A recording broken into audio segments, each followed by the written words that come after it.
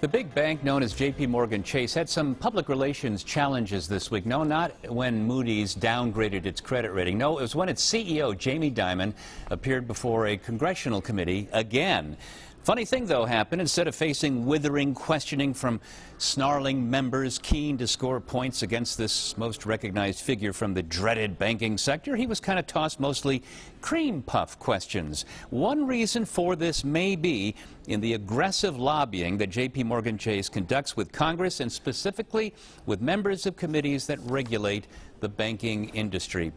Alex Bronstein-Moffly is an analyst with an organization called Street Research Group, which tracks lobbying before Congress, specifically with the types of legislation that comes before Congress. Alex, last week it was the House this week the House Financial Services Committee. The week before it was the Senate Banking Committee, and it was the members of that committee that were almost apologizing. In fact, they were apologizing for having to ask him difficult questions. And that's typically not something you would see in Congress, if not for some of the points that you're about to make. Go ahead.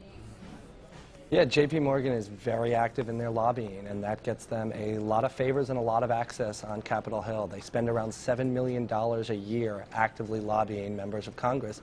And they also have a lot of lobbyists who have worked on the Hill. So they have a lot of lobbyists that used to be part of the Senate Banking Committee. And they even have lobbyists on the Senate Banking Committee who used to be lobbyists for JP Morgan, who are now on the committee. So they have the access and the relationships to get their viewpoint across and understand what kind of questions are going to be thrown at them. And the lobbying expenses, that's one thing. There's also the direct contributions that they make to members of Congress.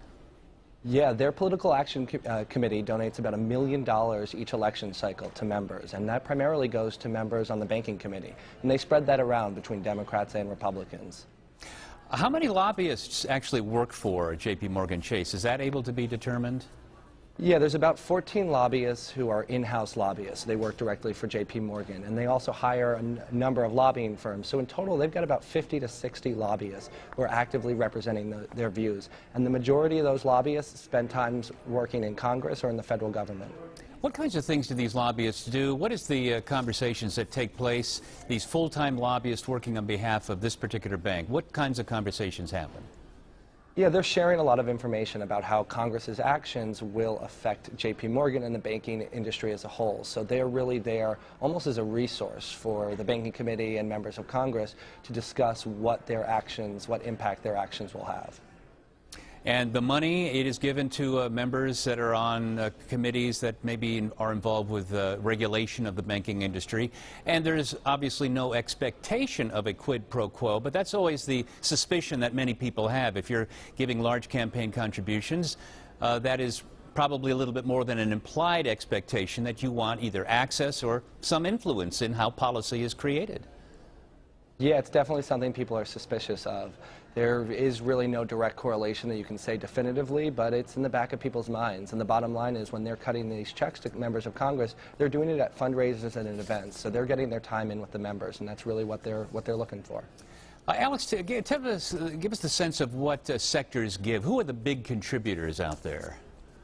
So in the lobbying world, the biggest ones are healthcare, financial services, which includes banking companies like JP Morgan, and the energy companies. Those are sort of the big three out there. But you also have groups like the technology sector, which is really ramping up and becoming more active in D.C.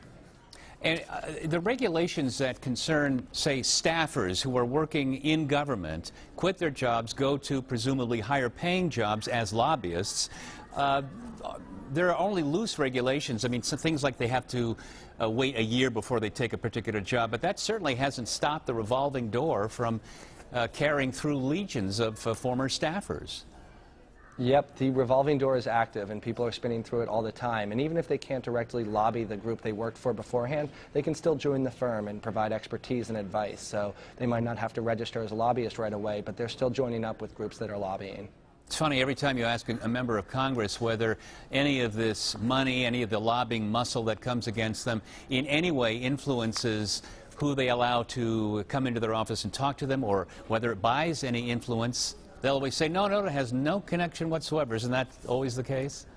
And that is absolutely always the case. And transparency helps educate the public so that the public is aware of what's going on and they can make the decision whether or not they trust the member. Yeah. Well, it's important to talk about this because has there been a time when there has been so much money flush in Congress, not just through super PACs, but lobbying and direct contributions? No, we're looking at a booming industry right now. Campaign contributions, lobbying, the whole 9 yards. There's a lot of money being spent, but certainly super PACs are leading the charge, and Citizens United really opened the floodgates. Alex Bronstein-Moffly with First Street Research Group in Washington. Glad you're in town to talk with us. Thanks so much.